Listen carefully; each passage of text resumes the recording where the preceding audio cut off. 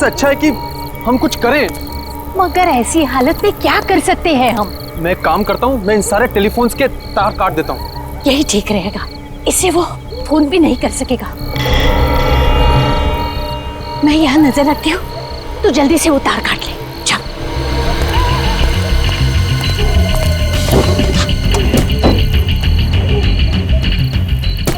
बेटा जल्दी कर, कोई आ जाएगा।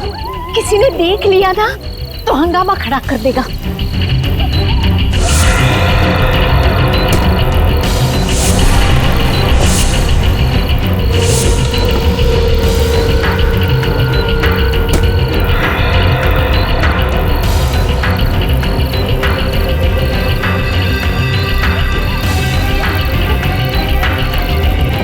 जल्दी कर।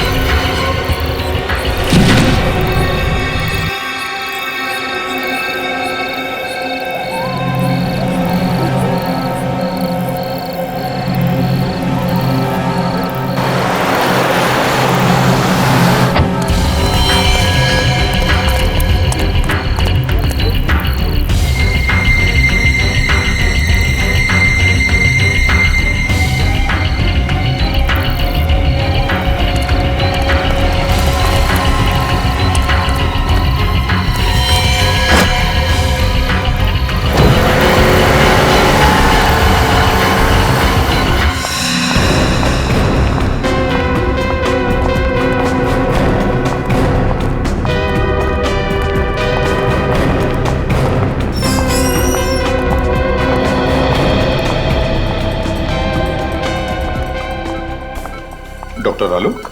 जी सर। डॉक्टर, क्या ये वही हैं जिन पर हमला हुआ था? सिर में 4 गहरी चोटें हैं सर। गनीमत है कि बच गई, नहीं तो इनकी हालत तो बहुत खराब है सर। इनके कोई रिश्तेदार वगैरह आए क्या? नहीं सर, अभी तक तो कोई नहीं आया सर। क्या लगता है आपको कब होश में आएंगी ये? सर लगता है कि इन्हें होश आ रहा है सर। अब आप कैसा फील कर रही हैं आंटी?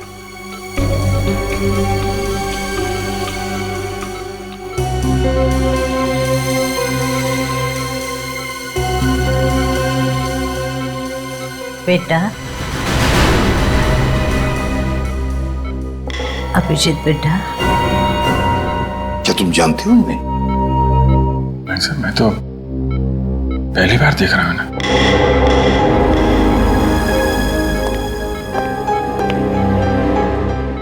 जिस तरह से तुम्हें पुकार रही है ऐसे लगता कि ये तुम्हें पहले से जानती है। पता नहीं सर, मुझे तो कुछ याद आ नहीं रहा है। मैंने इन्हें कहाँ देखा है? देखो अभिजीत, हो सकता है ये तुम्हारी याद का हिस्सा हो जो तुम भूल चुके हो। तुम्हें कुछ याद नहीं आ रहा है? नहीं सर। अभिजीत बेटा,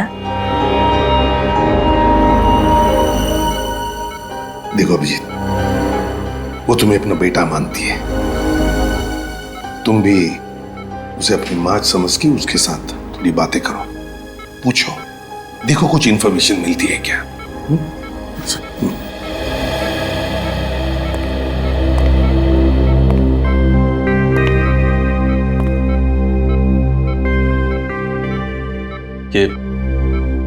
ये सब कैसे हुआ?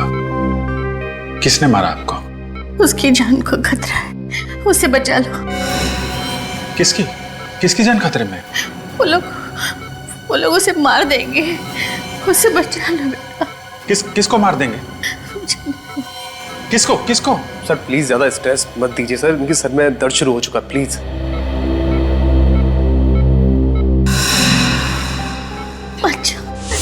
मेरे बेटे, आप कौन है? मुझे डर लग रहा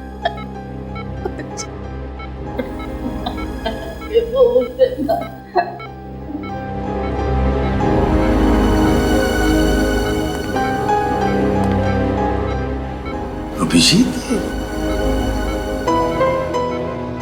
निखिल, इनकी सारी चीजें फोरेंसिक लैब में भेज दो। और डॉक्टर साहब, जहां पर ये आपको मिली वहां पर और भी कोई था? देखा आपने किसी को वहां पर? नहीं सर, वहां पे कोई नहीं था, ये अकेली थी वहां पे। आप हमें वो जगह दिखाइए। Okay sir. मुझे छोड़ के मत जा।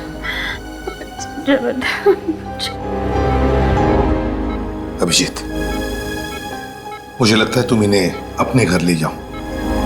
यहां पर शायद इनकी जान को खतरा हो सकता है।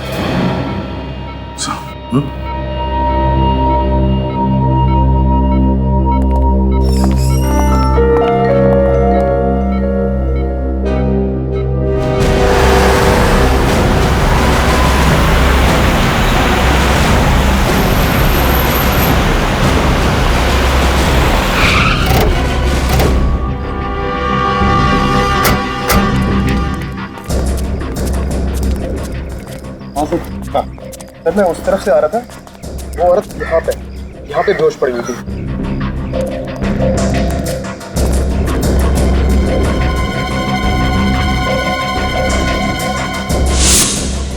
सिर्फ इतना थोड़ा सा खून? उस औरत के सिर पर तो 3-4 चोटों के निशान है। हाँ सर, किस्मत की अच्छी थी तो बच गई सर। सर औरत को तो काफी चोट लगी थी, तो यहाँ पे और खून होना चाहिए था।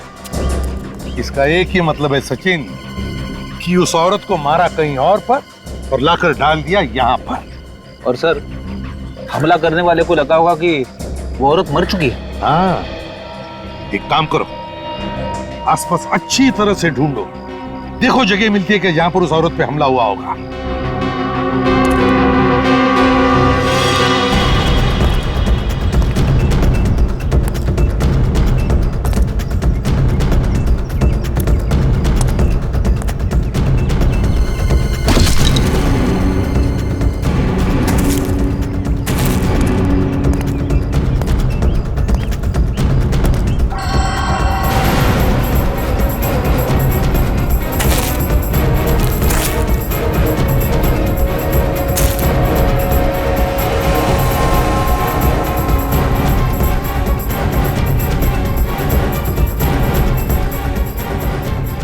सर, हाँ सर ये पर्स मिला है सर, शायद उसी औरत का होगा। क्या है पर्स में?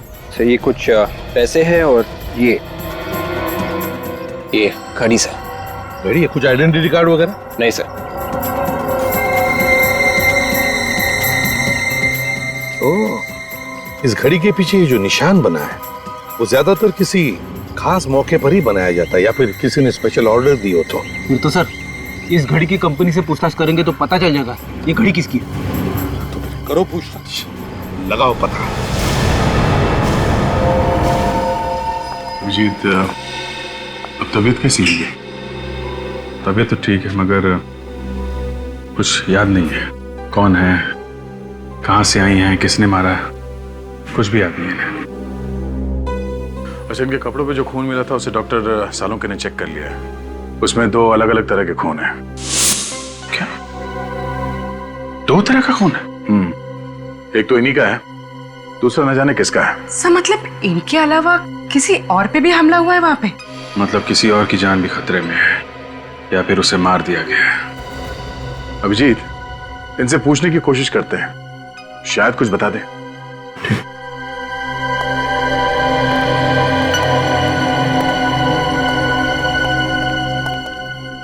माँ, 1 साल भर से घर साफ नहीं हुआ है, कितनी धूल जमा हो गई है। हाँ? आप क्या कर रही हैं?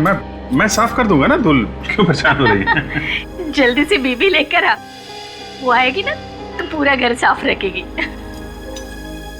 वो तो ठीक है, पर आप ये क्या करें, आप आराम कीजिए, आप बैठे उधर। अरे वही तो करती हो, तू कहाँ मुझे कुछ करने देता है। घर में वो टेबल साफ करने का स्प्रे है? वो स्प्रे तो नहीं है। एक काम करना, जल्दी से वो लोकेश की दुकान पर जाकर तू लेकर आ जा। लोकेश? ये लोकेश कौन है? अरे वही जिसके यहाँ से हमारे घर का पूरा सामान आता है, वही लोकेश। अच्छा, वो लोकेश। ओके, जिसके यहाँ से घर का सामान आता है, या अगर इस लोकेश की दुकान में पता चल जाए तो फिर इनके बारे में भी पता चल सकता है। सर इंटरनेट से पता चल जाएगा कि आसपास के एरिया में लोकेश नाम की दुकान कहाँ पे है। ठीक है, जल्दी से चेक करो।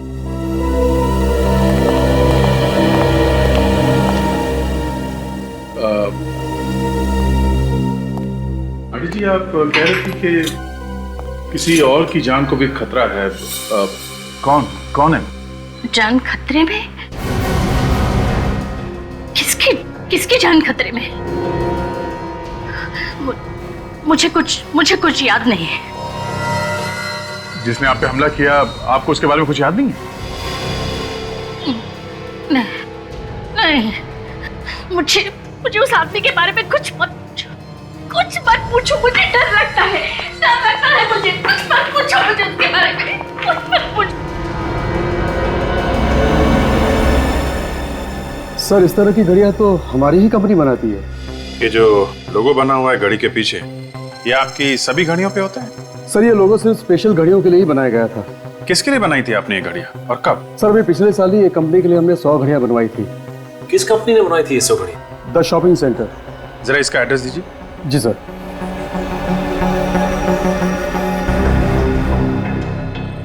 ये लीजिए सर।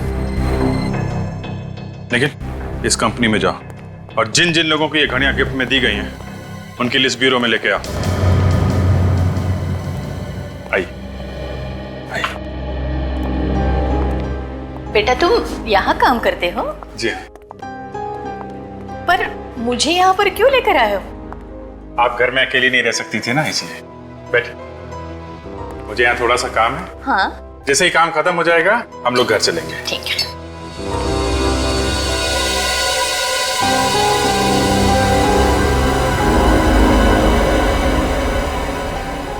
ये गन की फोटो दीवार पर क्यों लगी है यहाँ पर? तुम पुलिस में काम करते हो? आप गन्स के बारे में जानती हैं? हाँ, फिल्मों में मैंने बहुत बार देखी है ऐसी गन।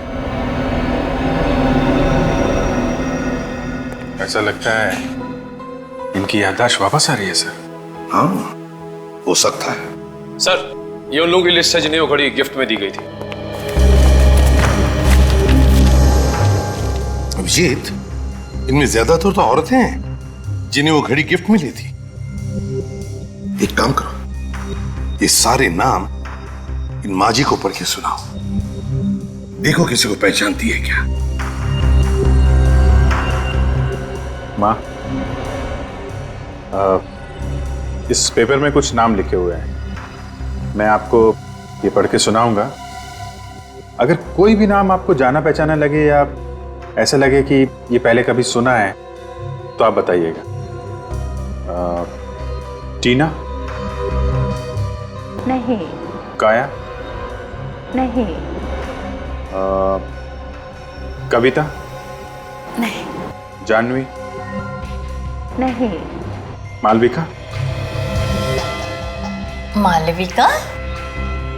हाँ, मालविका।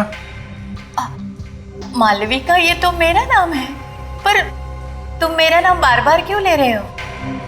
एक मिनट सर, ये मालविका के नाम के आगे जगह का भी नाम लिखा हुआ है, कमला नगर।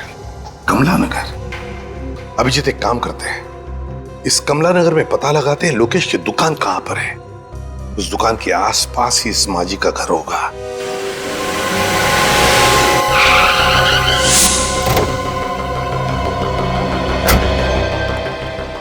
एक्सक्यूज मी, जरा ये फोटो देखिए। इन्हें पहचानते हैं आप? ये आसपास इसी एरिया में कहीं रहती है। आप लोग कौन है? सीआईडी। इन्हें पहचानते हैं आप? ये तो मालविका जी है। क्या हुआ इन्हें? इन्हें किसी ने मारने की कोशिश की है। कहाँ रहती हैं ये? साहब सामने वाली गली में चले जाइए, वहाँ श्रद्धा एंकलेव है, उसी में रहती। थैंक यू सर मालविका जी कल से गायब हैं, पर उनके परिवार वाले उनको ढूंढ नहीं रहे।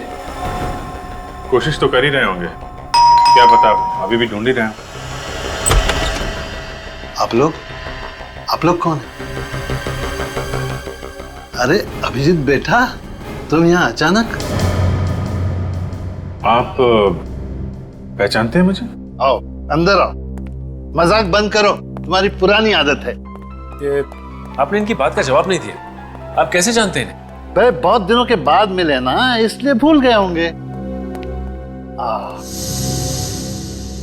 ये देखो अभिजीत, मेरा बेटा प्रीतम। प्रीतम? प्रीतम मेरा बेटा, तुम्हारा दोस्त। अरे बचपन में तुम साथ साथ खेला करते थे, एक साथ पढ़ते थे। ये लोग मुझे जानते हैं, तभी मालविका जी मुझे बेटा कह रही थी। अभिजीत बेटा, अब माफ करना अंकल, मुझे कुछ याद नहीं आ रहा है। याद नहीं आ रहा है? पर क्यों बेटा? अब वो ऐसा है कि अभिजीत सर को सिर में काफी साल पहले चोट लग गई थी, इसलिए बचपन का उन्हें कुछ भी याद नहीं। लेकिन उसे कुछ याद ही नहीं आता सर, यहाँ तक कि अपना नाम भी भूल गया हूँ। तभी मैं कहूँ कि अभिजीत अपने उमेश अंकल को कैसे भूल गए।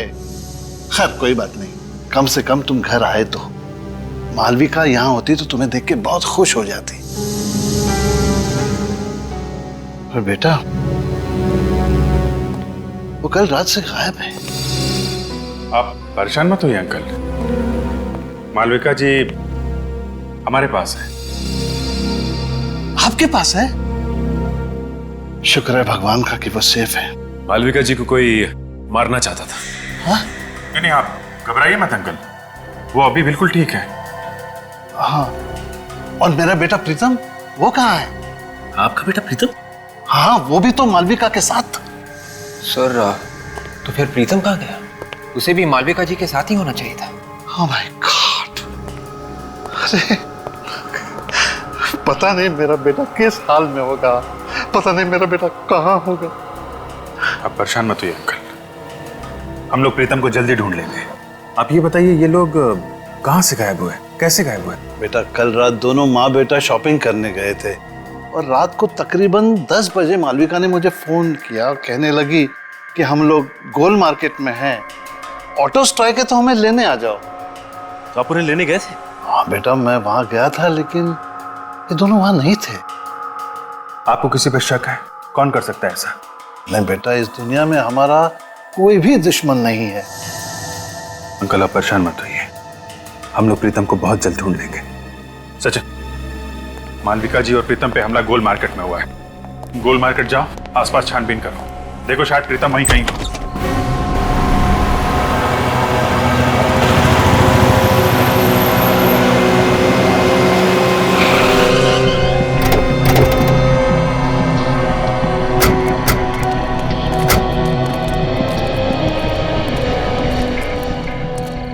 10 बजे तक तो सारी दुकानें बंद हो जाती हैं यहाँ पे। सर ये दुकान खुली है सर, शायद इन्होंने कुछ देखा हो। दुकान आज खुली है तो शायद कल भी खुली हुई होगी, पूछते हैं इससे। अरे सुनिए भाई साहब, जरा ये फोटो देखिए। कल रात आपने इस औरत इस आदमी को यहाँ आसपास देखा ना? हाँ देखा था सर, कल रात ये यहीं पे खड़े थे। जब आप दुकान बंद कर रहे थे कल, तब ये लोग यहीं पर थे?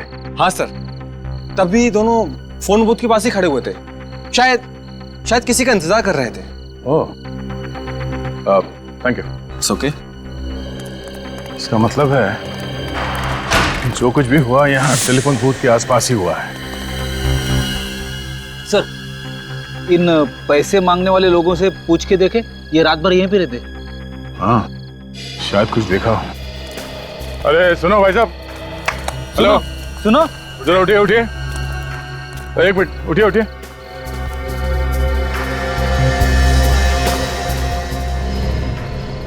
जरा ये फोटो देखिए, इन दोनों को यहाँ पे देखा था कल रात को आसपास कहीं पे? नहीं साहब, हमने तो नहीं देखा है। तो ध्यान से देखिए। नहीं देखा साहब।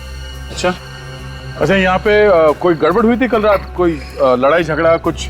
नहीं साहब, कोई लड़ाई झगड़ा तो नहीं हुआ था, लेकिन कल रात किसी ने टेलीफोन खराब कर दिया था। फोन खराब कर दिया? वो हमारी बेचारी कांति का जरूरी फोन आने वाला था, वो भी बहुत परेशान थी। कौन सा जरूरी फोन आने वाला था? बुलाओ उसे। साहब वो तो अपना बोरिया बिस्तरा बांध के सुबह ही चली गई। क्या कमाल है, पीसीओ पे काम का कॉल आने वाला था इस कांति का, और ये पीसीओ अचानक खराब हो जाता है, और ये कांति बोरिया बिस्तर बांधकर यहां से गायब हो जाती है। मामला कुछ और ही है। जहां पे मालविका जी बेहोश पड़ी थी वहां पे फिर से चल के देखते हैं।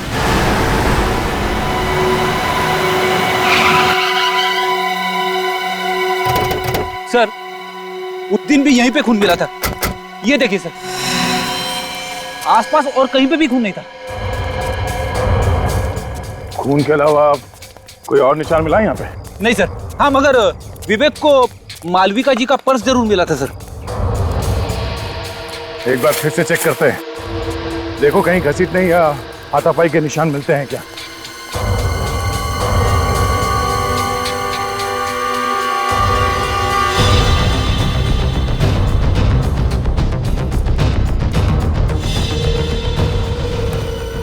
सर, यहां से किसी को जंगल में घसीटा गया है सर। घसीटने के निशान। तो इसी तरफ ढूंढते हैं, शायद कोई सबूत मिल जाए।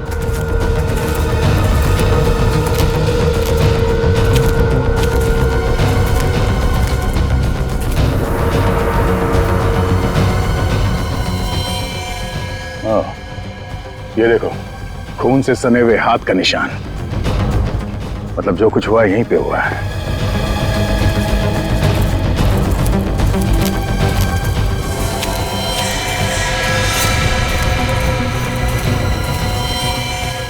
मेरा बेटा प्रीतम। सर, ये तो प्रीतम है, मालविका जी का बेटा। अभी जिंदा है मगर बेहोश है। इसे जल्दी से हॉस्पिटल लेके जाना पड़ेगा। उठाओ इसे। संभाल के।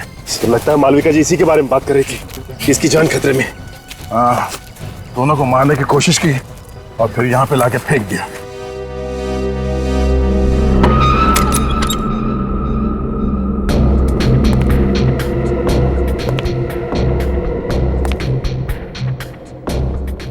अभी बेटा आ गए? क्या हुआ, बोलते क्यों नहीं? अच्छा बैठो बैठो, मैं चाय लेकर आ रही हूँ तुम्हारे लिए।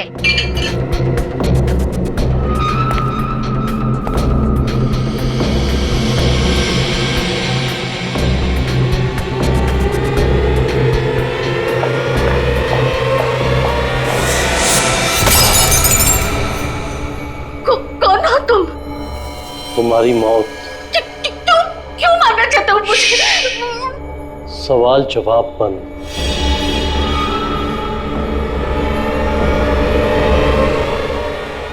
किसी की जान लेना इतना आसान नहीं है। आपके घर में से गोली की आवाज? गोली की आवाज? मैंने तो पहले में कांस्टेबल रखा था और गन मेरे पास है। चंदू, चंदू, चंदू, जिंदा है। चंदू,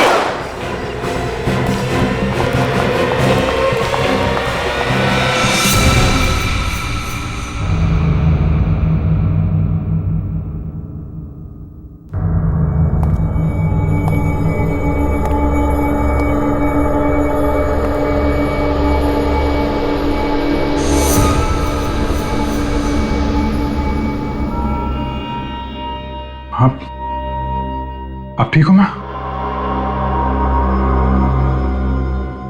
मालविका?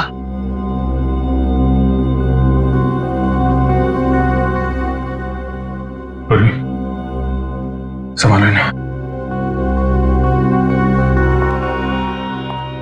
जी भैया।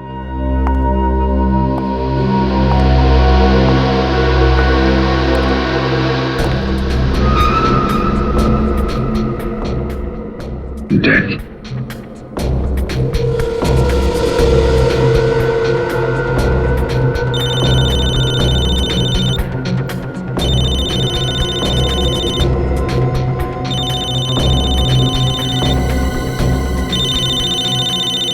दया का नंबर? दया इसके मोबाइल पे क्यों फोन कर रहा है? मॉरिस? मॉरिस? हाँ, यही तो है मॉरिस।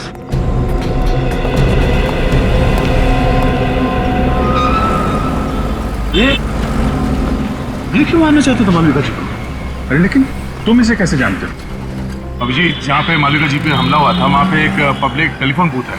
उस टेलीफोन बूथ पे इस बोरिस ने काफी बार कॉल किए थे। इसने पीसीओ में फोन किए? हाँ, और इस पीसीओ का कॉल रिकॉर्ड निकाला हमने। पिछले 4 महीने में 20 बार बाहर से कॉल किया और उसमें से 15 कॉल इस बोरिस ने किए। वहां पे कॉल क्यों किए इसने, ये तो मालूम नहीं अभिजीत। मगर परसों रात 10:15 बजे भी बोरिस ने उस पीसीओ पे कॉल किया था। परसों रात को तो मालविका जी और उसका बेटा वहीं पे थे, उमेश जी ने बताया। इस बोरिस की हिस्ट्री निकालते हैं। अभिजीत, मुझे डर लग रहा है, मुझे छोड़कर मत। आंटी जी, मैं हूं ना आपके साथ, आप डरिए मत। मुझे सचमुच डर लग रहा है।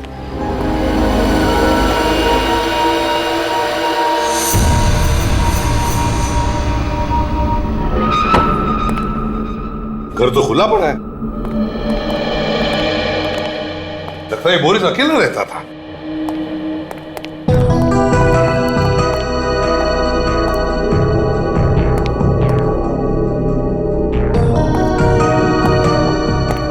सर, अलमारी खुली पड़ी है सर, और कपड़े भी इधर उधर किए गए हैं। हाँ, विवेक एक काम करो, एक आध पड़ोसी को लेकर आओ इधर। रेडी? सचिन, घर की अच्छी तरह से तलाशी लो, देखो कुछ मिलता है क्या।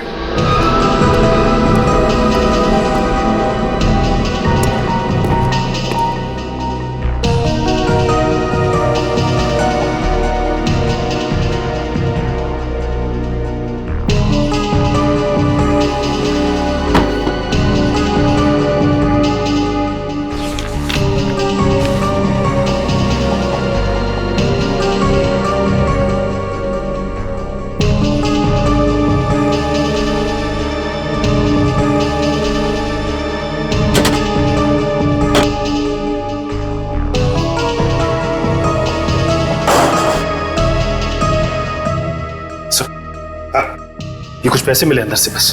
अच्छा, ये कैसा पेपर है सर? रेडी? मृत्यु प्रमाण पत्र है ये, डेथ सर्टिफिकेट, ध्यानचंद हॉस्पिटल। लगता है स्याही गिर गई इसलिए यहाँ फेंक दिया। सर, डेथ सर्टिफिकेट बोरिस के घर पे क्या करा था? वही तो, ध्यानचंद हॉस्पिटल का ब्लैंक डेथ सर्टिफिकेट बोरिस के घर में। किसकी मौत का इंतजाम है ये? साहब,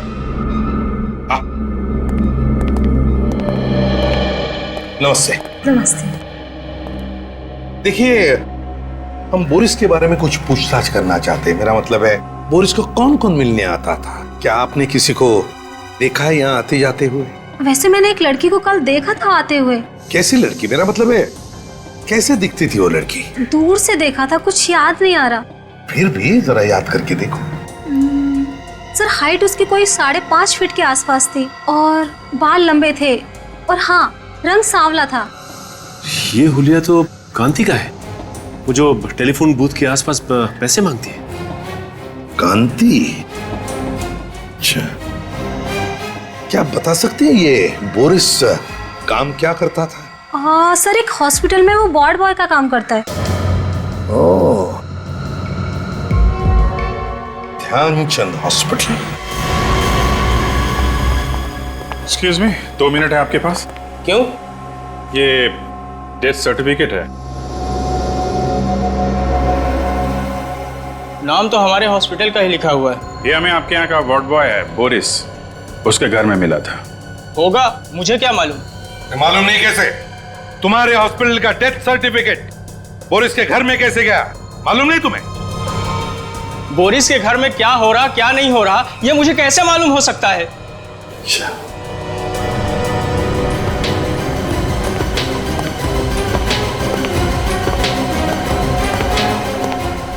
ठीक से जवाब नहीं दे सकते। मेरा टाइम खराब मत करो।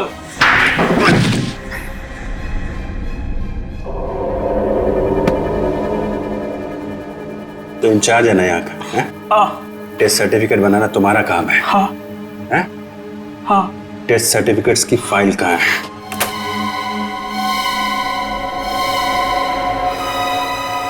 सर, ये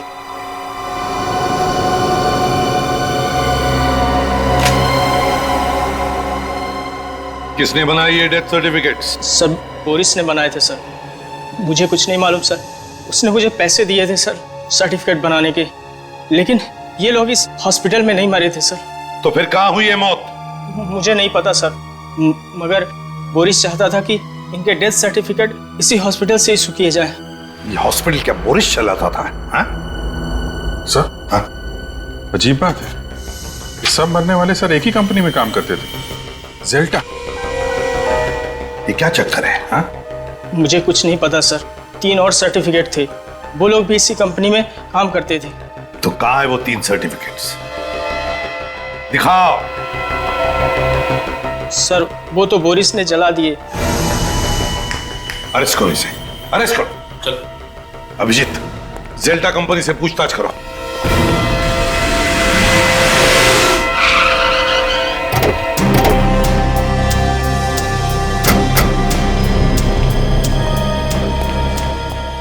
एक्सक्यूज मी। जी बोलिए। आप इसी सोसाइटी ऑफिस में काम करते हैं? जी हाँ, कोई काम था? हमें जेल्टा कंपनी के बारे में पता करना है। कौन से फ्लोर पे है इसका ऑफिस? जेल्टा कंपनी? ये क्या चीज है? अरे कंपनी का नाम है जेल्टा कंपनी। भाई साहब, इस बिल्डिंग में इस नाम की कोई कंपनी नहीं। आप लोग चाहें तो बोर्ड देख सकते हैं।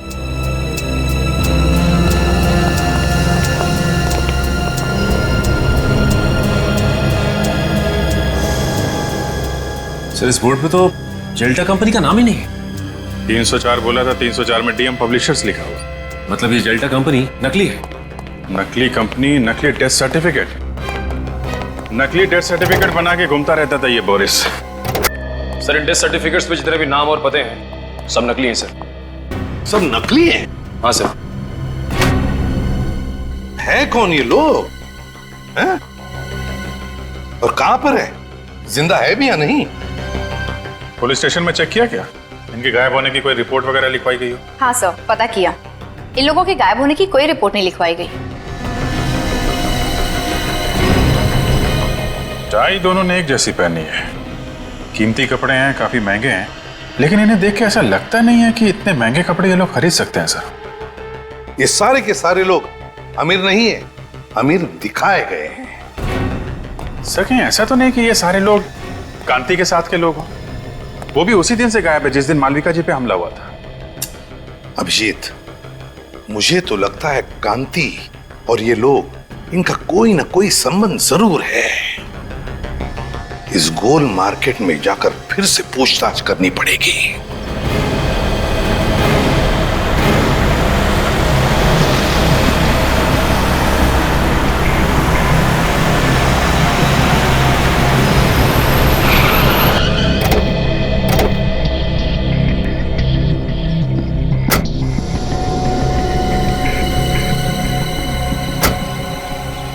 जरा ये जगह देखिए, आप पहचानती है जगह को? हाँ, उस रात मैं इसी जगह पर थी। तो जरा सोच के बताइए यहाँ पर उस रात एग्जैक्टली हुआ क्या था? मैं अपने बेटे प्रीतम के साथ अपने पति का इंतजार कर रही थी। उसी वक्त इस फोन की घंटी बजी। फिर क्या हुआ? बहुत देर तक फोन बज रहा था तो मैंने फोन उठाया। सामने से एक आदमी की आवाज आ रही थी। क्या बोला उसने? उसने कहा, कांति का वक्त अब पूरा हो चुका है, उसे ठिकाने लगा दो, मैं फिर से फोन करूंगा। फिर? मैंने सोचा कि फोन ही खराब कर देते हैं, फिर ना ही फोन बजेगा और ना ही किसी का खून होगा। और उसी वक्त किसी ने हम दोनों पर हमला कर दिया। आपने उस आदमी का चेहरा देखा? नहीं। ठीक है पूर्वी, इन्हें घर छोड़ने का इंतजाम करो। आप घर जाइए। जी।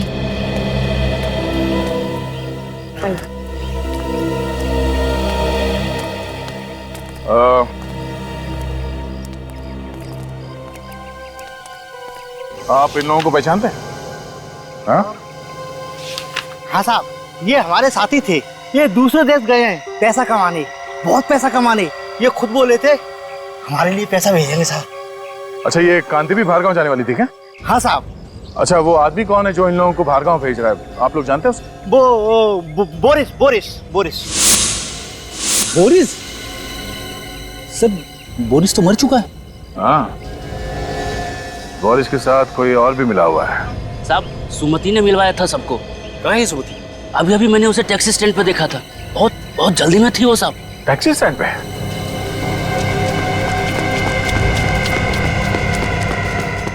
अरे सुनो भाई साहब, क्या अभी थोड़ी देर पहले एक पैसे मांगने वाली लड़की टैक्सी लेके गई थी? हाँ गई ना साहब, अमित लेके गया उसको। अमित?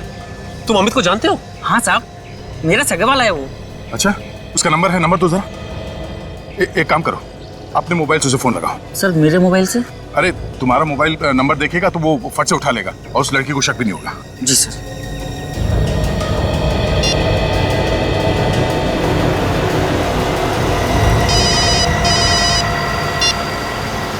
हेलो, बिना कुछ पूछे मेरी बात ध्यान से सुनो। मैं एक सीआईडी ऑफिसर बोल रहा हूँ। जो लड़की तुम्हारे टैक्सी में बैठी है उसे बिल्कुल पता नहीं चलना चाहिए कि तुम एक सीआईडी ऑफिसर से बात कर। हाँ बोलो भैया। देखो घबराओ मत, हिम्मत से काम लो। जो लड़की तुम्हारे टैक्सी में बैठी है वो खून करके भागी है और जरा सी गलती तुम्हारी जान ले सकती है। अरे ये तुम फोन पे किससे बात कर रहे हो? मैडम गांव से फोन है, भैया से बात कर रहे हैं। पता है ना, गाड़ी चलाते समय फोन पे बात नहीं करते। हाँ मालूम है, घर से फोन आया है, घर की खैर खबर ले रहे हैं। डरो मत, मुझे ये बताओ तुम उस लड़की को कहाँ पे छोड़ने वाले हो? अरे भैया हमारी टैक्सी में एक पैसेंजर बैठे हैं तो हमें उन्हें घोड़ा गोदाम छोड़ना है। हम आपसे बाद में बात करें भैया। तुम घर वाले से बात कर रहे थे या किसी और से? रुक गाड़ी रुक। फोन काट दिया। ये लो तुम जाओ। वो उसको घोड़ा गोदाम में छोड़ने वाला है। लगता है सुमति को पता चल गया कि वो सीआईडी से बात कर रहा था। चलो। फिर तो उसकी जान को खतरा हो सकता है सर। हाँ, मैं जल्दी घोड़ा गोदाम पहुंचना होगा।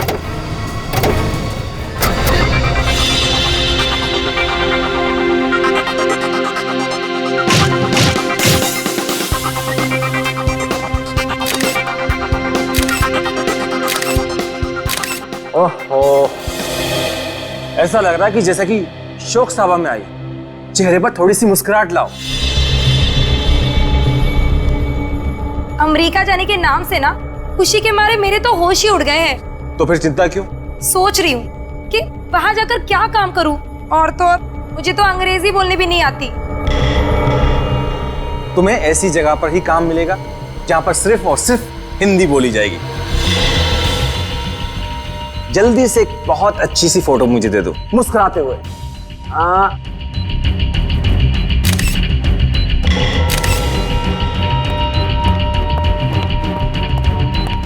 तुम फोटो ही खींचते रहोगे क्या?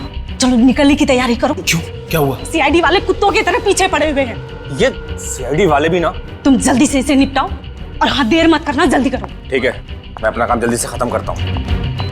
सुमति, भगवान तुम्हारा भला जरूर करेगा। हम लोगों की तो दुनिया ही सुधार दी तुमने। देखना, मैं अमेरिका जाकर बहुत पैसे कमाऊंगी, एक नई दुनिया बसाऊंगी, और मैं भी ऐसे ही लोगों की मदद करूंगी ताकि कभी किसी को भीख मांगने की जरूरत ना पड़े। ये सब करने की जरूरत ही नहीं पड़ेगी। ये क्या कर रहे हो आप? चाकू लग जाएगा मुझे। इसलिए तो गर्दन पर रखा हुआ है। क्या कर रहे हो? छोड़ो मुझे, छोड़ो, छोड़ो मुझे, छोड़ो मुझे, पकड़ उसको, छोड़ो मुझे, पकड़।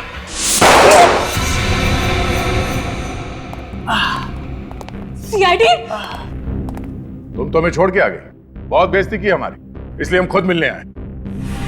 देखो तुम लोग में से कोई भी आगे मत बढ़ना, नहीं तो एक एक करके सबको मार दूंगी मैं।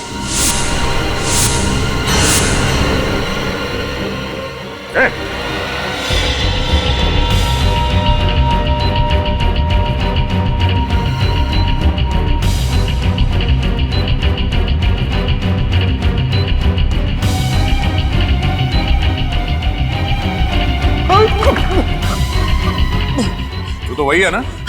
जिसका इंश्योरेंस ऑफिसर गोल मार्केट में? हाँ, मैं वही हूँ। लेकिन सर मैंने कुछ भी नहीं किया। जो कुछ भी किया सुमति ने किया है। हमारे सामने कांति को मारने वाला था और कह रहा है कि कुछ नहीं किया। झूठ बोल रहा है।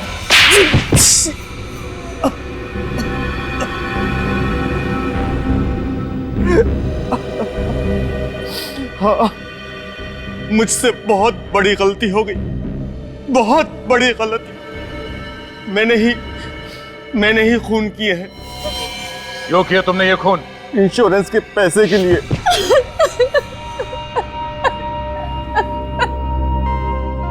और इस काम में सुमति तुम्हारा साथ देने लगी, हाँ? सभी मांगने वाले लालच में आकर मेरी बात मानने लगे थे। तुम दोनों क्या लालच देते थे उनको? हम लोग उन्हें विदेश ले जाने का लालच देते थे और विदेश जाने की खुशी में वो लोग इंश्योरेंस पेपर्स पे साइन कर देते थे। और उन बेचारों को यह भी पता नहीं होता था कि जिन पेपर्स पे वो साइन कर रहे हैं वो उनकी मौत का फरमान है। हमने जेल्टर नाम की एक कंपनी भी खोल रखी थी, फॉल्स कंपनी, और वो सारे लोग उसमें काम करते थे। इंश्योरेंस होने के बाद तुम करते क्या थे? इंश्योरेंस हो जाने के बाद हम उन लोगों को मार देते थे। हाँ।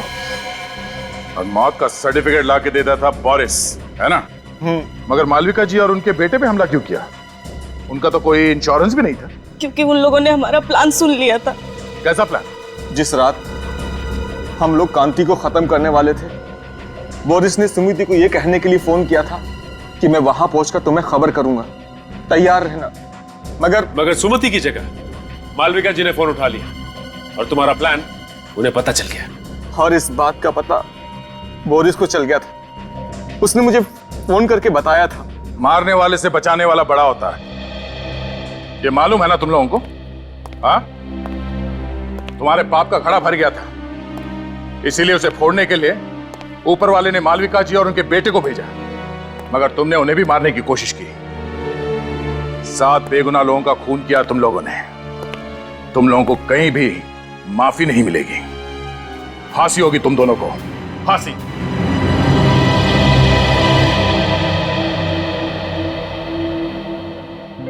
आंटी जी आप बिल्कुल परेशान मत होइए। डॉक्टर ने कहा है कि थोड़ा टाइम लगेगा, प्रीतम बिल्कुल ठीक हो जाएगा। अभिजीत बेटा, बहुत बहुत धन्यवाद आप सबका। आज मैं बहुत खुश हूँ। कम से कम मेरी बीवी और मेरा बेटा मेरे साथ तो है। ये क्या कर रहे हैं अंकल जी आप? सीआईडी वाले ना होते तो आज हम भी इस दुनिया में नहीं होते। आपने भी बहुत बहादुरी का काम किया आंटी जी। बस बस बस, आंटी कह के मुझे पराया मत कर। माँ कहना मुझे अच्छा लगेगा। वैसे भी तुम्हारे रूप में मुझे और एक बेटा मिल गया है। बेटा, पुरानी याद वापस आए या ना आए, तुम यहाँ जरूर आते जाते रहना। हाँ? चलो भाई, इसी बहाने को चाय वाय हो जाए। हाँ?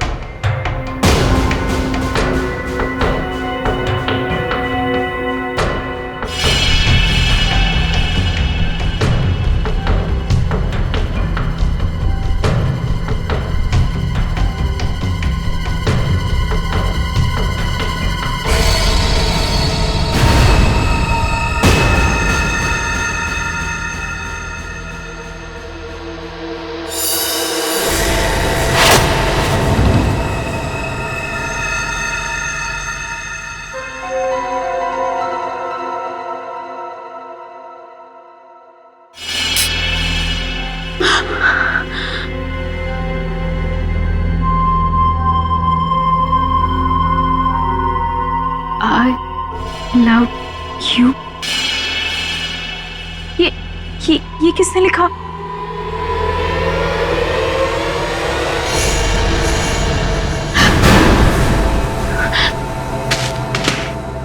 शायद तुम तो वो ऑफिस के काम से चेन्नई गए थे ना? कोई चेन्नई बनने नहीं गया था, ये तो मेरा प्लान था तुम्हें सरप्राइज देने का। माय गॉड, तुम्हारे हाथ से खून बह रहा है। ये सब तुमने लिखा है? Are you mad? Yes, yeah. I'm mad for you. और ये खून क्या? तुम्हारे लिए तो जान दे भी सकता हूँ और जान ले भी सकता हूँ। हैप्पी वैलेंटाइंस डे जिया।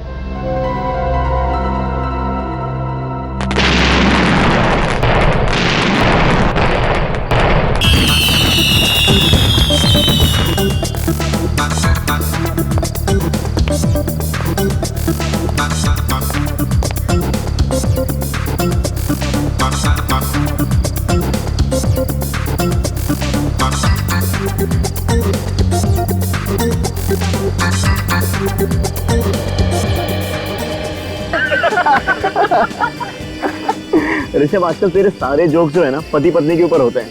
अब वक्त आ गया है, इसकी भी शादी करवा देनी चाहिए। हाँ ऋषभ, वैसे भी हमारे ग्रुप में तू ही एक सिर्फ कुंवारा बचा है। भाभी जी, शादी करने के लिए जिया जैसी खूबसूरत लड़की मिलनी भी तो चाहिए। क्या बात है यार। Hi friends. कैसे हो? क्या बात है, बहुत मस्ती मार रहे हो? मैं इंतजार कर रहा हूं भाई तेरा यार।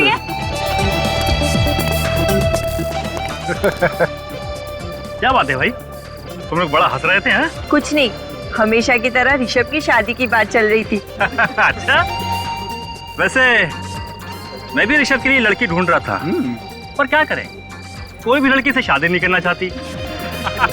अरे भाई, कैसे करना चाहेगी अक्षित बाबू? जो लड़की मेरे लिए बनी थी उसको तो तू ले उड़ा। हाँ, दुनिया की सबसे खूबसूरत और हसीन लड़की जिया जिया जिया जिया। ये ऋषभ भी ना कभी अपनी हरकतों से बाज नहीं आएगा। हाँ, लेकिन जिया भी तो उसी कंपनी एंजॉय करेंगे नहीं?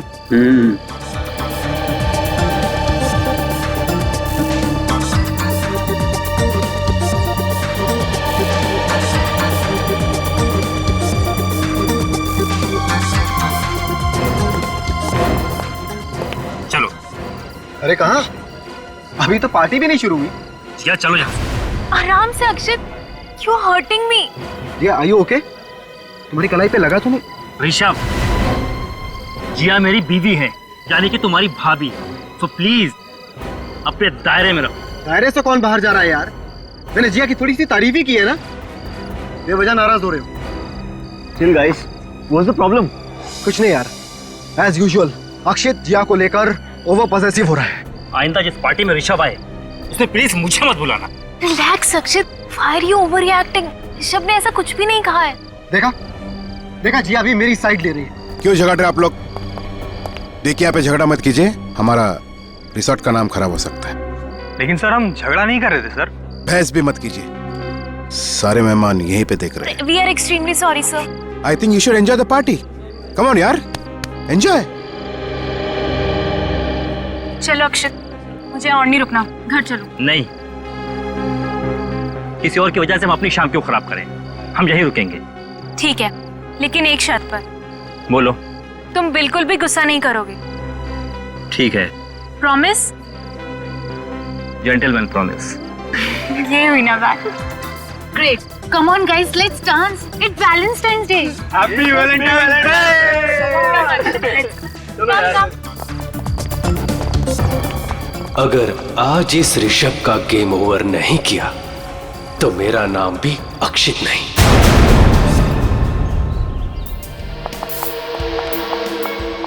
अक्षित,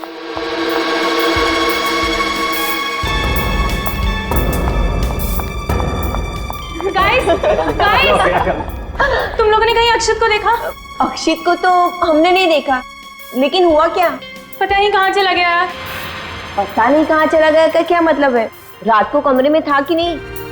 नहीं प्राची, रात को तो वो कमरे में ही था, लेकिन जब मैं सुबह उठी तो वो वहाँ नहीं था। अरे बाथरूम में नहाते सो गया होगा यार। शुभम प्लीज, मैंने सबसे पहले बाथरूम में ही चेक किया था, वो वहाँ पर भी नहीं है। फिक्र मत कर, यही कहीं टहलने चला गया होगा, आ जाएगा। अरे यार, तुम लोग बेकार में टेंशन ले रहे हो, मुझे तो बहुत जोरों की भूख लगी है। चल के नाश्ता करें क्या? हाँ, क्यों नहीं, चलो चलते हैं। चलो चले यार। जिया, तुम भी हमारे साथ चलो ना। नहीं, तुम लोग जाओ, एक बार अक्षित मिल जाए, मैं उसी के साथ खा लूंगी। ठीक है, चलो यार। ये आवाज कैसी यार? ये आवाज कहाँ से आई? खून!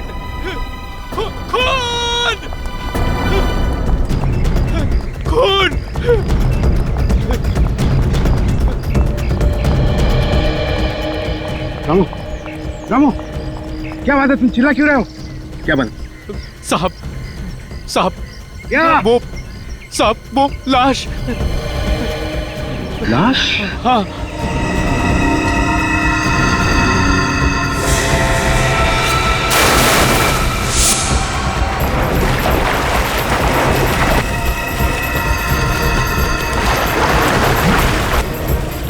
संभाल के।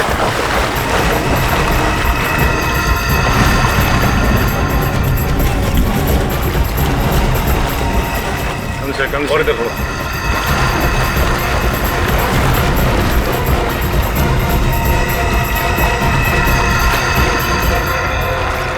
छोड़ दो उसको। पानी की वजह से लाश अभी तक खुली नहीं है। मतलब ज्यादा देर तक लाश पानी में नहीं थी। लगता है किसी ने इसे पहले सर पे मारा, उसके बाद लाश को स्विमिंग पूल में फेंक दिया।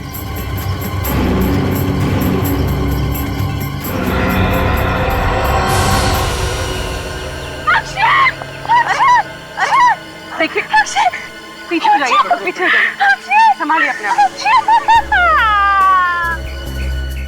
सर इसकी बॉडी पे और कोई भी घाव के निशान नहीं, सिवाय सर की चोट के। ये भी हो सकता है कि सर की चोट की वजह से इसकी मौत हो गई है और उसके बाद पूल में फेंक दिया सर। वैसे अक्सर तो खूनी लाश को किसी ऐसी जगह पर छुपाते हैं जहां से लाश दिखाई ना दे, लेकिन इस खूनी ने लाश को खुलेआम स्विमिंग पूल में डाल दिया। मतलब ये चाहता था कि लाश हमें मिल जाए।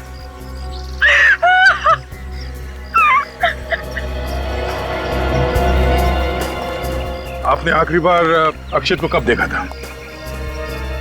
कल रात 12 बजे। कहाँ पे देखा था?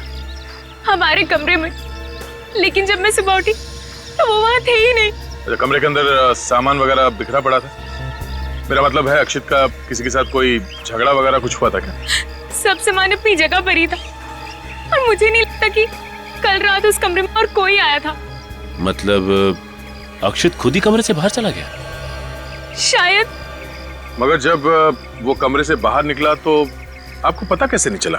बेड से कोई उठ के निकलता है तो नींद तो खुलती है ना। एक्चुअली मुझे हाई ब्लड प्रेशर की प्रॉब्लम है, इसलिए मैं दवाई खाकर सोती हूँ और मुझे इतनी गहरी नींद आती है कि कुछ पता नहीं चलता।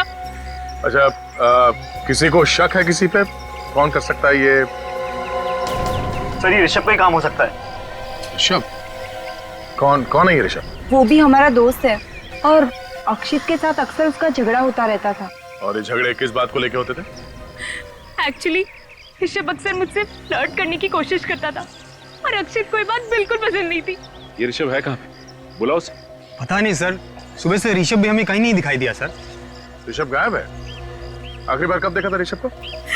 कल रात पार्टी में, जब ऋषभ और अक्षित के बीच में झगड़ा हुआ था। और सर उसके बाद हम लोगों ने प्लान किया कि 12 से 1 के बीच हम लोग स्विमिंग करेंगे, पर ना ही ऋषभ आया और ना ही अक्षित आया सर। इसका मतलब है यहाँ जो कुछ भी हुआ रात 1 बजे के बाद हुआ है। अच्छा, ये ऋषभ दिखता कैसा है? उसका फोटो है किसी के पास? हाँ सर, रात को हम पार्टी की फोटो ले रहे थे, इनमें ऋषभ भी है। ये रहा सर।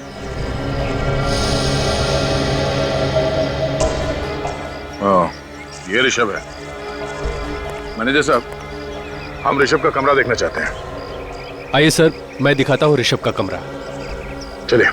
सर, मैं अकेले में आपसे कुछ बात करना चाहता हूँ। कहिए। आपके कान में कहना चाहता हूँ। मेरे कान में कहेंगे? सर ये लाश के बाद होटल के बाहर जाने मत दीजिए सर, हमारा रिसोर्ट का इज्जत का सवाल है। मुझे लगा आप खूनी का नाम बताने वाले हैं। खूनी का नाम मुझे कैसे पता चलता सर? यहाँ पे आपके रिसोर्ट में एक आदमी का खून हुआ, तुम्हें अपने रिसोर्ट की इज्जत की पड़ी? हाँ? चलिए, ऋषभ का कमरा दिखाइए।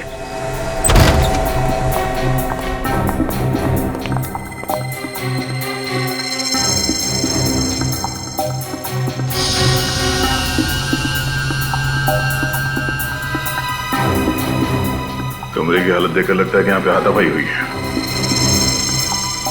सर ये देखिए, शराब की बोतल और 2 ग्लासेस।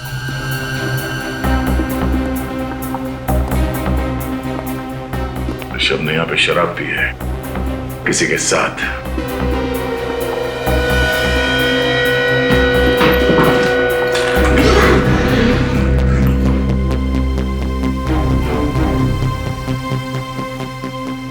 सर, ऋषभ का सामान और कपड़े यहीं पे पड़े सर।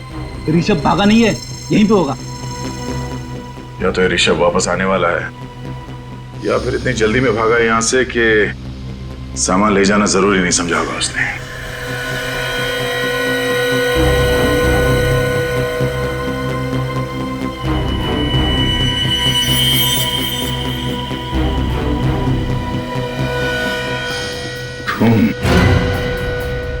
चुका है। कल रात का लगता है। सर ये खून कहीं अक्षित का तो नहीं? हो सकता है। ऋषभ ने पहले अक्षित के सर पे किसी चीज से वार किया और फिर उसकी लाश को बाहर स्विमिंग पूल में डाल दिया। सोलंकी, पता चला अक्षित की मौत कैसे हुई? हेड इंजरी से हुई है बॉस।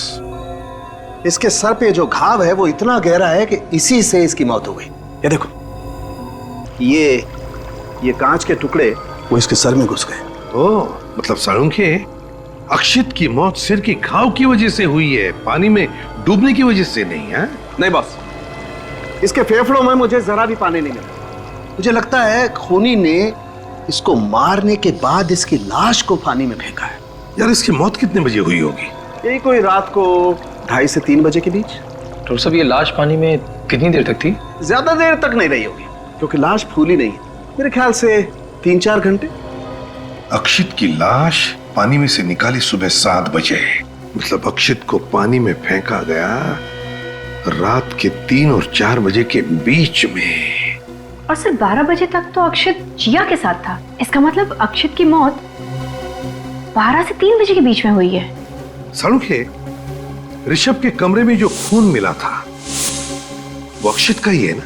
नहीं बॉस, मैंने खून के सैंपल्स अच्छी तरह से टेस्ट किए हैं। ये खून अक्षित का नहीं। खून अक्षित का नहीं है? ये खून किसी और का है। मतलब वहां पे किसी और को भी चोट लगी है? ऋषभ को ही चोट लगी होगी। ऋषभ का ही तो कमरा है ना वो। हाँ अभिजीत, क्या ऋषभ गायब है? ठीक है। एक और बात बॉस। क्या? मुझे ऋषभ के कमरे में जो ग्लास में थोड़ी सी शराब मिली है वो शराब जहरीली है। उसमें जहर मिला हुआ है। जहर मिला? कैसा जहर? यूटीक्यू नाम का जहर। यार सोलंकी, वही जहर है ना जो अगर शराब में मिलाया जाए तो पीने वाले का 2 मिनट में काम खत्म। बिल्कुल बॉस। अक्षित के बॉडी में तुम्हें यूटीक्यू जहर मिला? इस अक्षित के शरीर में मुझे शराब तो मिली है लेकिन जहर का जरा भी ट्रेस नहीं। अक्षित के बॉडी में शराब मिली है पर जहर का जरा भी ट्रेस नहीं, तो फिर वो जहर वाली शराब पी किसने? नाम क्या तुम दोनों का? ये क्या बताएंगे सर? मैं बताता हूँ। इसका नाम रघु है और ये भैरव। इन दोनों का मुंह नहीं है क्या? ये बात ये भी तो बता सकते थे। नाक कटवा दी दोनों ने साहब। पता नहीं साहब ये ड्यूटी करते हैं कि क्या करते हैं। सुन लिया, रघु और भैरव, तुम दोनों की ड्यूटी कहाँ रहती है? सर ये रघु की ड्यूटी स्विमिंग पूल पर और ये भैरव मेन गेट पर सर। मुझे तो लगता है कि तुम डर रहे हो। ये लोग तुम्हारे बारे में कुछ बता ना दे।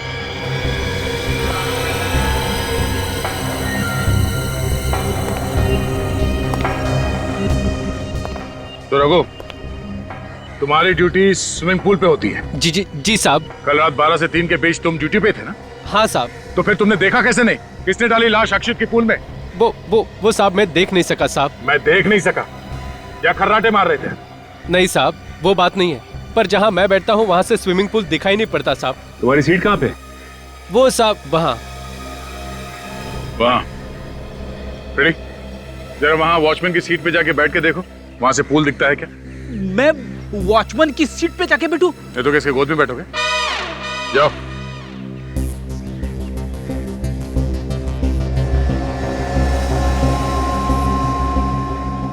रेडी, वहां से पूल दिख रहा है? स्विमिंग पूल तो छोड़ो, पानी की एक बूंद तक नहीं दिख रही है। देखा साहब, अब तो मानते हैं ना कि मैं सच बोल रहा था। चलो मान लिया कि जहां पे तुम बैठते हो उस सीट से पूल की तरफ क्या हो रहा है ये दिखाई नहीं देता। मगर हो सकता है खूनी लाश यहीं से लेके गया हो, तुम्हारे सीट के सामने से। हाँ, कल रात 12 से 3 तुम अपनी सीट पे थे ना? वैसे तो सीट पे ही था सर, पर क्या? 2-3 बार बाहर गया था। गए कहाँ थे तुम? बाथरूम गया था साहब। बाथरूम गए थे? सर लगता है उसी दौरान खूनी ने अपना काम कर दिया।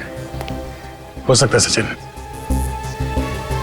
स्विमिंग पूल का इलाका काफी खुला इलाका है और भी कई रास्ते हैं लाश को यहाँ स्विमिंग पूल तक लाने के। भैरव, हाँ सर। तुम्हारी ड्यूटी कहाँ पे रहती है? वहाँ पर मेन गेट। तो कल रात 12 से 3 बजे के बीच में तुमने यहाँ पे किसी को घूमते हुए देखा था? हाँ सर, कल रात को 1 बजे एक आदमी अपने दोस्त को कार में लेकर बाहर गया था। वो कह रहा था कि उसके दोस्त ने कुछ ज़्यादा पी ली, वो उसे घर छोड़ने जा रहा है। कौन था वो आदमी? वही साहब जिसकी लाश आपको पुल से मिली। सर इसका मतलब अक्षत रात को 1 बजे रिसोर्ट से बाहर गया था। अक्षित के साथ जो आदमी था, तुमने उसका चेहरा देखा? नहीं साहब, अंधेरे में कैसे दिखेगा कि कार में कौन बैठा है? हाँ फिर भी, मगर कुछ तो दिखता ही है। ये आदमी था अक्षित के साथ कार में?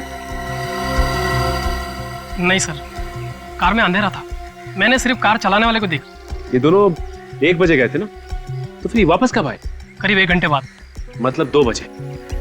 अक्षित 1 बजे गया शायद ऋषभ के साथ, और वापस आया 2 बजे।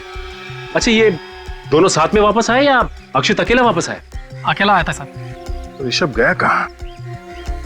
अक्षित की कार कहाँ है? देखो कौन सी गाड़ी।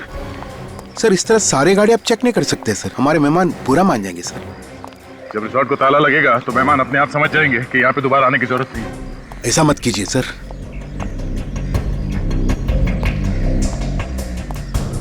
सर अगर रिसोर्ट को ताला लग जाएगा तो मुझे नई नौकरी कौन देगा सर? मैं तो सड़क पे आ जाऊंगा। MH01T1325 sir. हाँ? अक्षित की कार। गाड़ी चेक करते हैं।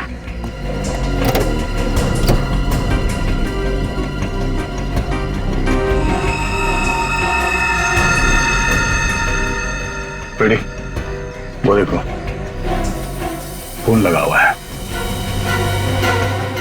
मतलब अक्षित ऋषभ के साथ ही बाहर गया था। ऋषभ के कमर में से हमें खून भी तो मिला है। एक काम करो फिर, खून उठा लो, डॉक्टर सालुन के मैच करके बता देंगे कि ये खून ऋषभ के कमरे वाले खून से मैच होता है या नहीं।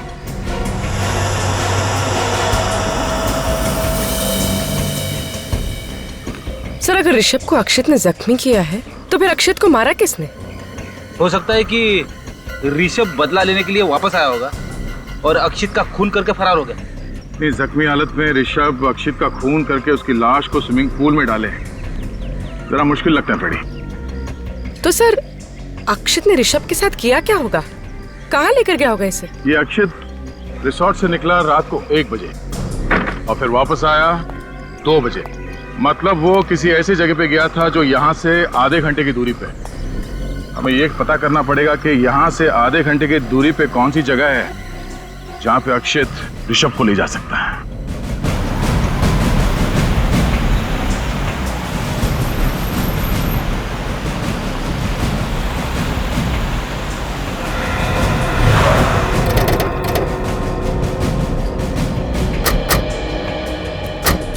रिसोर्ट से आधे घंटे की दूरी पे यही एक इलाका है जो बिल्कुल सुनसान है। न ही आसपास कोई घर है और न ही कोई दुकान है। हो सकता है अक्षित ऋषभ को यहीं पे लेके आया। हो सकता है 1:30 बजे यहाँ पे आया था। हाँ सर, यहाँ पे लाश को छुपाना बहुत आसान है, क्योंकि अगर कहीं लाश को सड़क के आसपास फेंका होता तो कोई भी देख लेता। चलो देखते हैं।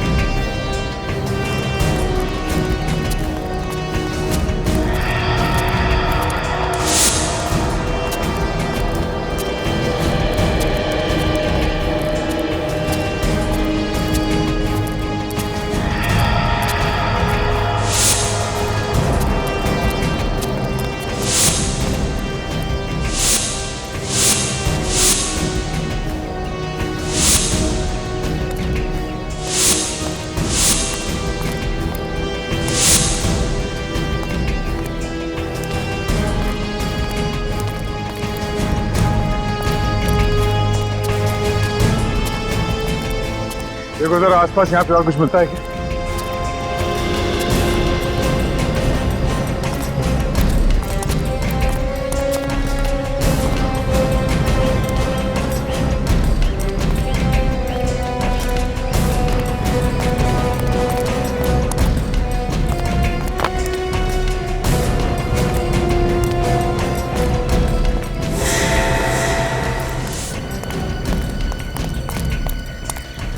हाँ विवेक। माय गॉड, निकालो उसे। चेहरा तो बुरी तरह से जल गया है।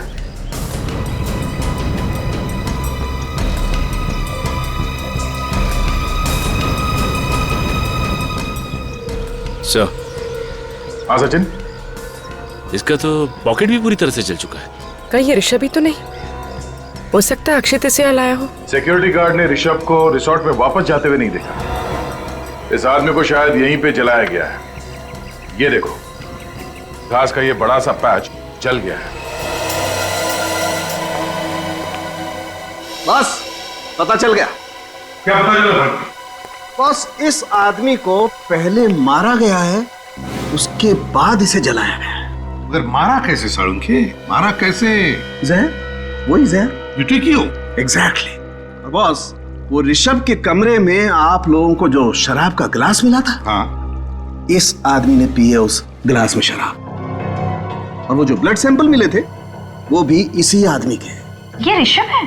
अगर ये ऋषभ है तो फिर अक्षित को किसने मारा? क्योंकि यही आदमी अक्षित के साथ रिसोर्ट के बाहर गया था रात के 1 बजे। और बॉस, ये आदमी अक्षित के मरने से 1-2 घंटे पहले मारा गया। 1-2 घंटे पहले? सर फिर तो शायद अक्षित ने इसे मारा होगा और रात को 1 और 2 बजे के बीच वही लाश को ठिकाने लगाने गया था। अक्षित रिसोर्ट में आता है रात के 2 बजे। उसके बाद वो कहीं बाहर जाता नहीं। फिर अक्षित की लाश को रिसोर्ट के स्विमिंग पूल में डाला जाता है रात के लगभग 3 बजे। इसका मतलब है अक्षित की खून की कहानी रची गई रात के 2 और 3 बजे के बीच, उन 60 मिनटों में। मगर कहां मारा गया अक्षित को उस रिसोर्ट में?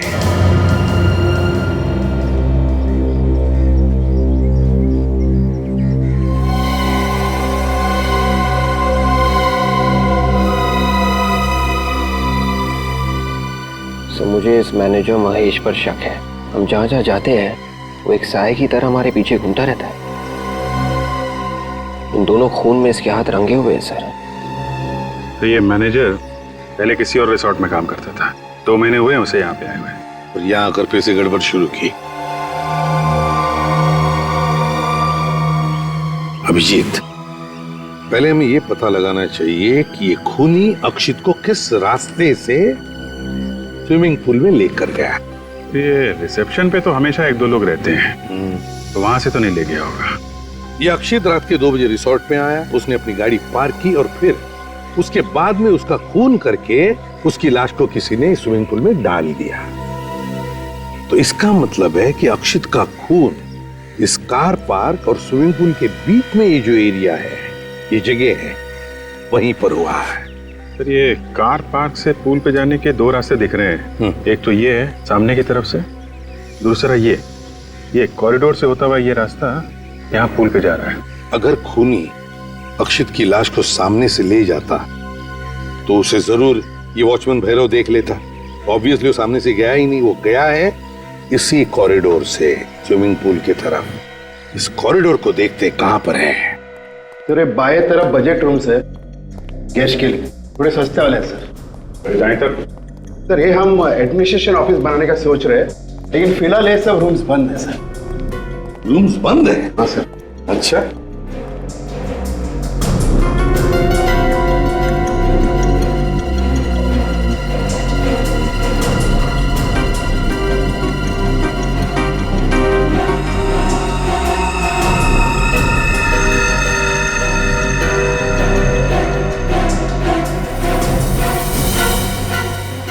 कांच का टुकड़ा, खून लगा हुआ।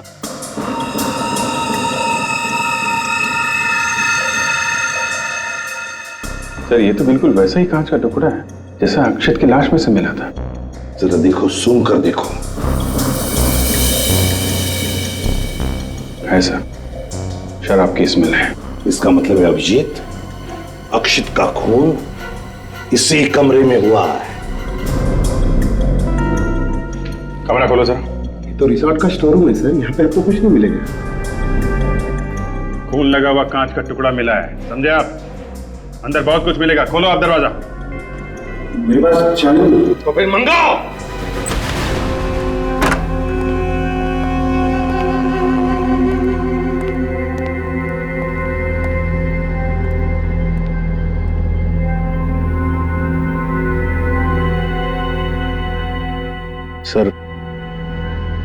सर मैंने आपसे कहा ना सर, यहाँ पे तो सिर्फ होटल का सामान पड़ा हुआ है सर। और हाँ, होटल का सामान पड़ा है, दिख रहा है ना।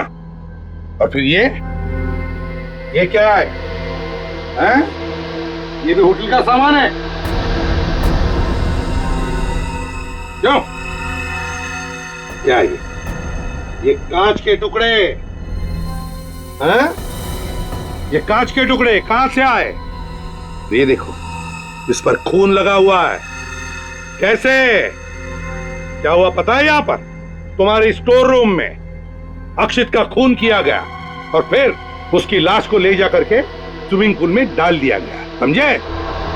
होटल का सामान विवेक रख दो इसे, और इस सारा स्टोर रूम अच्छी तरह से छान मारो।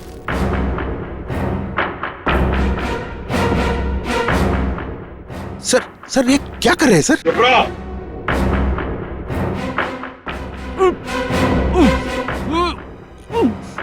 सर, इसके पीछे किसी का आवाज आ रहा है सर। आवाज आ रही?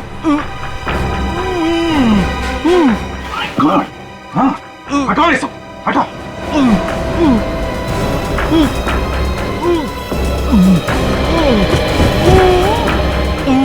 Oh my God! हटाओ, hey!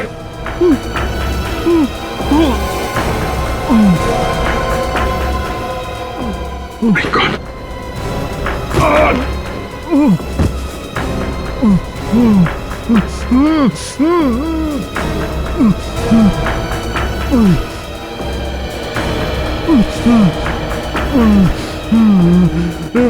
सर ये तो ऋषभ है। सर ऋषभ तो जिंदा है। हाँ, ऋषभ, किसने किया ये सब? ऋषभ? नहीं, इसकी हालत बहुत खराब है। इसे जल्दी से डॉक्टर के पास ले चलो। Yes sir. आराम से, आराम से। संभाल के ले चलो। संभाल के। सर अगर ऋषभ यहाँ पर जिंदा है तो फिर वो आदमी कौन था जो उस रात अक्षत के साथ बाहर गया था? वो कौन था जिसकी जली हुई लाश मिली थी सर? वो सब ठीक है अभिजीत, अगर अक्षित को किसने मारा? सर मैं रिसोर्ट से आ रहा हूँ, वहां भी उनका एक वेटर गायब है सर। वेटर गायब है? सर, डॉक्टर सालुंके की रिपोर्ट आ गई है। स्टोर रूम में से जो हमें खून मिला था वो अक्षित का ही है।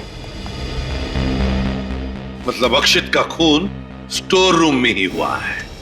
और तो और सर, अक्षित के घाव में से जो हमें कांच के टुकड़े मिले थे वो भी उन कांच के टुकड़ों के साथ मैच हो गए जो हमें स्टोर रूम में से मिले थे।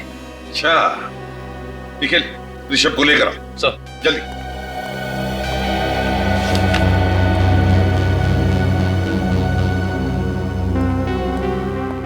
सर।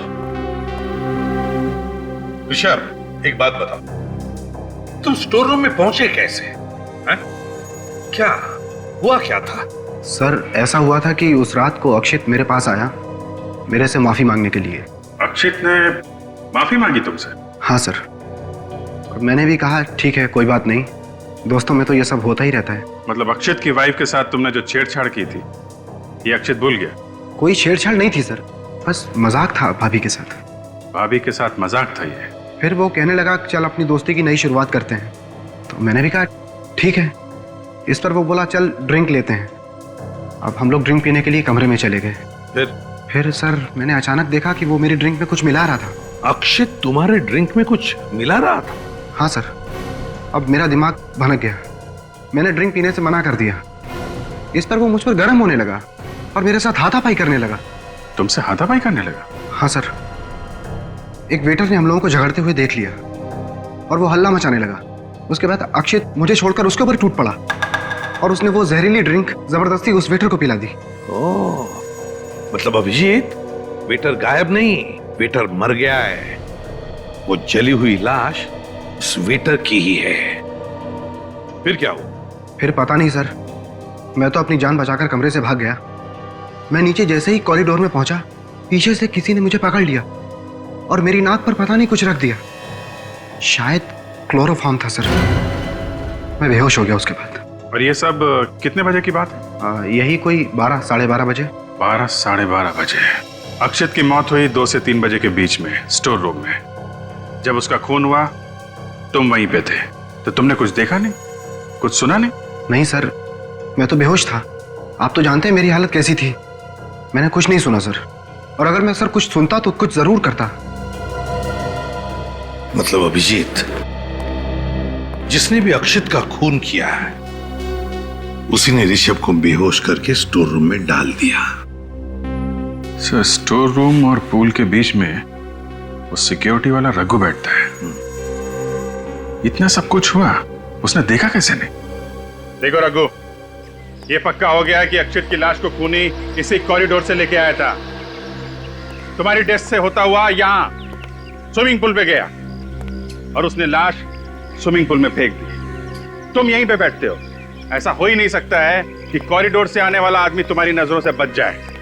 तुमने खूनी को जरूर देखा होगा। साहब, मैंने कहा ना कि मैं 12 से 3 के बीच में 2-3 बार बाहर गया था। 2-3 बार बाहर गए थे? कहाँ गए थे? बाथरूम साहब। कितने बजे? यही कोई 1 बजे और फिर 2:15 बजे। 1 बजे और 2:15 बजे, और कहीं नहीं गए तुम? नहीं साहब। ध्यान से सोच के बताओ, कुछ याद आता है? साहब, एक फोन आया था। फोन आया था? हाँ साहब। कितने बजे? एक 12:30 बजे और एक साहब 2:45 बजे। 12:30 बजे तो ऋषभ को घसीट कर स्टोर रूम में ले जाया गया था, और 2:45 बजे के करीब तो अक्षित की लाश स्विमिंग पूल में डाली गई थी सर। मतलब अभिजीत, जब अक्षित की लाश को स्विमिंग पूल में डाला गया और जब ऋषभ को घसीट कर स्टोर रूम में रखा गया, इन दोनों वक्त पर रघु को फोन आए थे। कहां से फोन आए थे रघु? रिसेप्शन से सर। रिसेप्शन से? हाँ सर। बोले कि सर चले आओ, कुछ काम है। और फिर जब मैं वहां पहुंचा तो बोले कि हमने तो बुलाया ही नहीं। अच्छा, मतलब सर ये खूनी की कोई चाल है।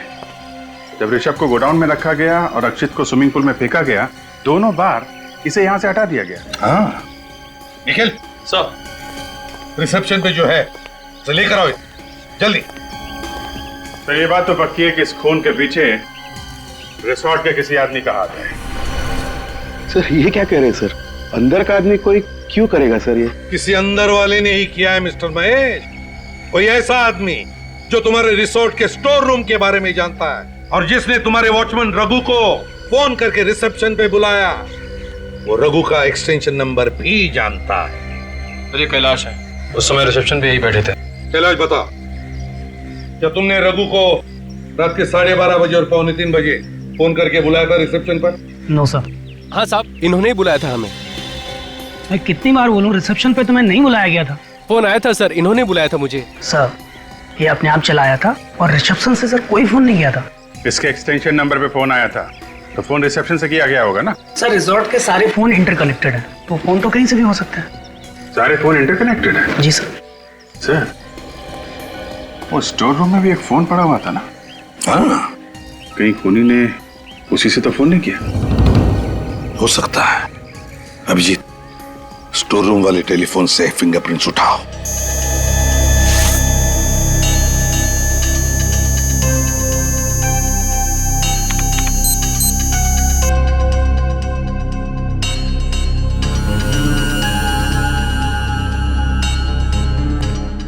हाँ।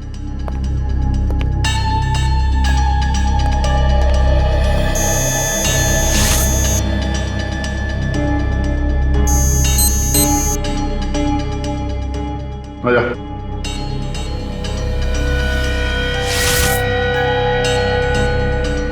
आओ।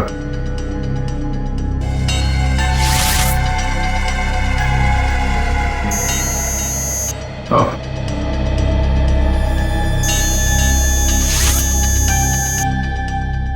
चाहिए? आइए।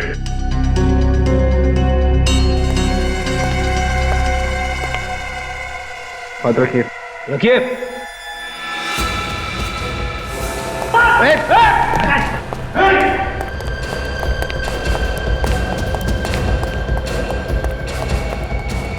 कर रहा है? क्यों रहा था? वो तूने किए थे क्या?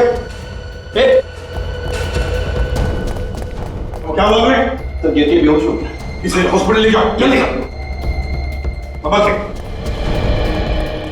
दया, इसी ने रघु को फोन करके रिसेप्शन पे बुलाया है। कौन ये?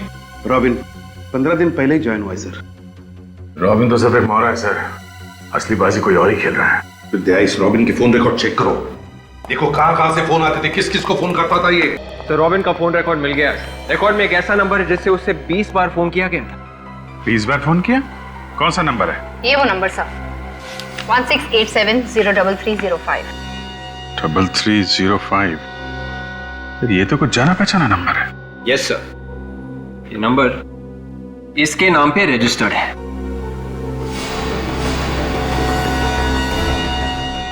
अच्छा, इसके नाम पे, तो ये है हमारा खूनी।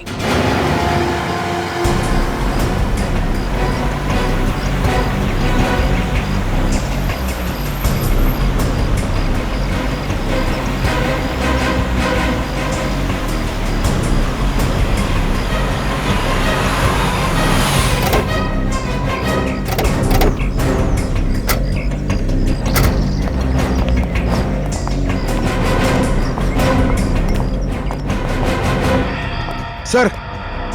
हाँ सर, अब तो पता चल गया ना सर कि खूनी कौन है? हाँ, पता चल गया।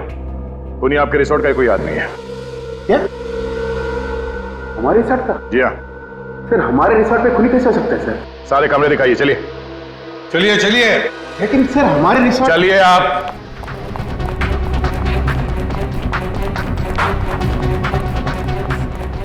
सभी कमरे चेक करो, पूरे मेरे साथ आओ।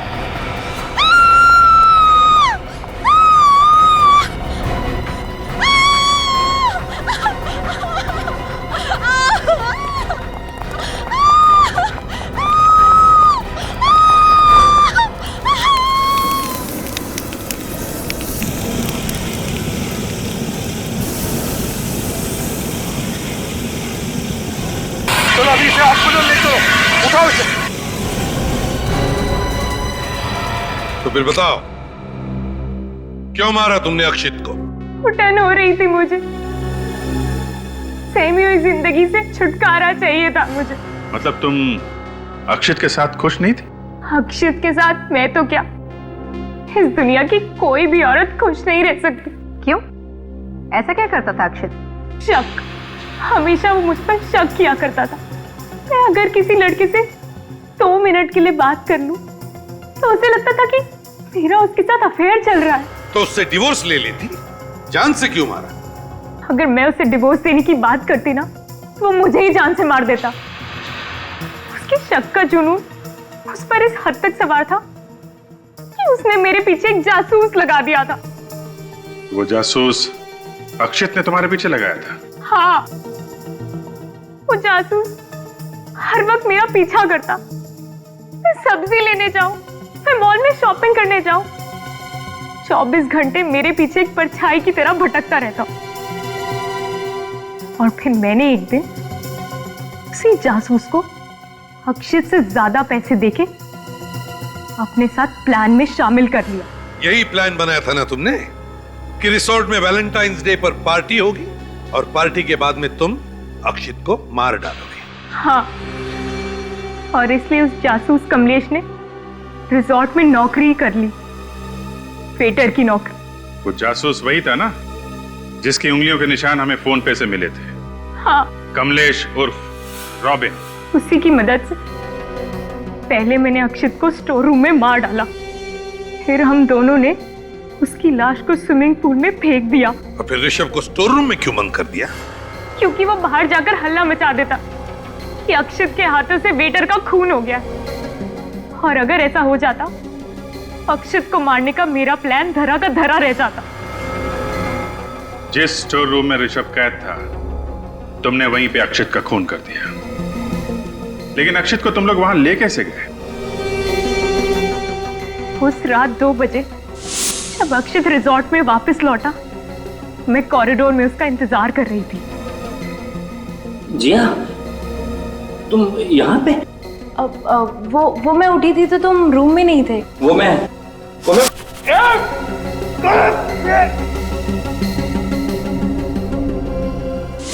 स्टोर रूम में अक्षत का सर फोड़ने के बाद करीब 2:45 बजे हम उसकी लाश को स्विमिंग पूल की तरफ ले गए।